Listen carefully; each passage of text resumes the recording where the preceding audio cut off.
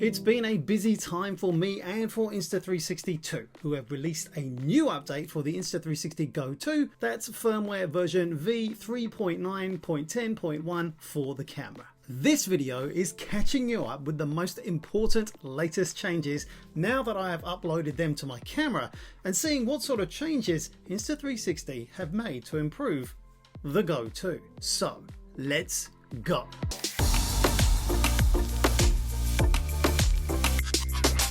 Gosh, it's nice to be back. Good to see you too. The first thing I want to say is how smooth this update process was, and a lot quicker too for both updating the Insta360 app and then the firmware too. When I first connected the camera after updating the universal Insta360 app that is now used to connect all the cameras, the app quickly told me that there was a firmware update available and asked whether I wanted to update the camera now or not. When I clicked yes, it speedily downloaded the update to my iPhone 11 Pro Max, and then when I gave permission to, uploaded the firmware to the camera, updated the camera and the case software too, and then restarted both the case and the camera with the new firmwares uploaded and updated. And in case you're interested, that case firmware update was v0.7.7. Now all this is important because the case and the camera for the Go 2 now act as a system that can stand apart from your mobile device to control the camera on its own, which I think is a really good development from the original Go. Okay, so once we've that done, which was very quick compared to previous experiences, let's see what's been updated and added as I walk you through the major parts of the changelog. Let's start with the updates that make the Go 2 more responsive and convenient. Once you open up the large case, the display starts faster and the buttons are definitely a touch more responsive when you press them. You also now get better responsiveness when double tapping that camera button too. Quick capture now starts recording faster than before, which is great. You'll have even less lag before you start recording. If you find the Go 2 button difficult to deal with or for some reason want it disabled, you can now do this and lock the Go 2's button in the charge case settings. And when the Go 2 button is locked, starting and stopping the recording can only be triggered via the charge case or the app, with just one exception. Long pressing the button can still power the camera on and off. And here's one update I've been waiting for.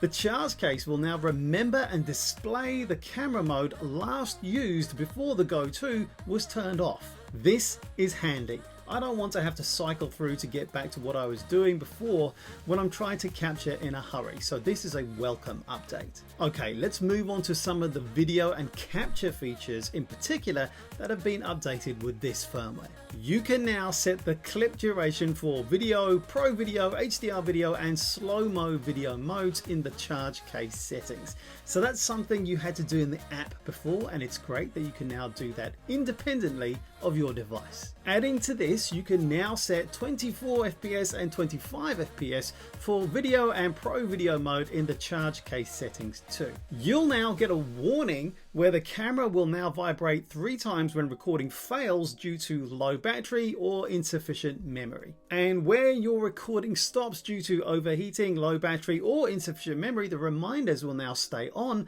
until dismissed by pressing any button on the charge case. So you'll definitely know that there is an issue you need to pay attention to and fix yourself. And now here are the other top issues that this update has fixed. There were some times I found where the camera couldn't be charged by the case when it had a low battery. That appears to have been fixed now. And here's an issue that I've definitely experienced where the iOS app couldn't stop a star lapse. This apparently is now fixed, as well as the issue where both the iOS and Android apps apparently fail to properly set up a long time exposure for the star lapse mode. I can't tell you the amount of time I wasted trying to figure out what was going on. I reported it to Insta360, so I'm glad they say they fixed it.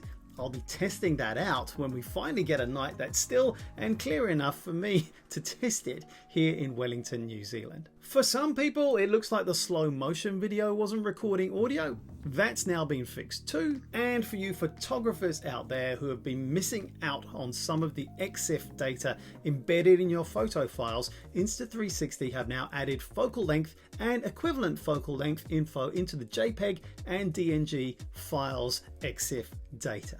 Thanks for watching. Share, like, applaud, and subscribe to me, Sam Johal, your go-to guy. Cheers, thank you, and laters in it.